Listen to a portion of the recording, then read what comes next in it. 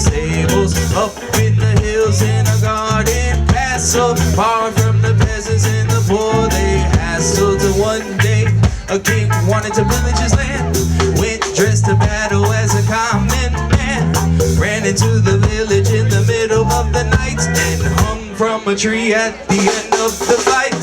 4 kings sat around a table, far from the animals, the farms and the stables, up in the hills in a garden castle, far from the peasants that used to hassle. The 4th king attacked some more, lived in a fortress down by the shore, till one day pirates floated to his door, made him walk the plank, took his riches and all. 3 kings sat around a table, far from the animals, the farms and the stables, up in the hills in a guarded castle, far from the peasants and the poor they hassled. The 3rd king ruled with an iron thumb, feast in front of people and will feed them crumbs.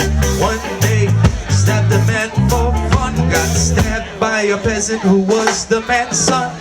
2 kings sat around a table, far from the animals, the farms and the stables, up in the hills in a guarded castle, far from the peasants and the poor they hassled. The 4th king went outside, drunk off of liquor, power and pride, walked on the edge and lost his stride, head first to his death when he fell off the side.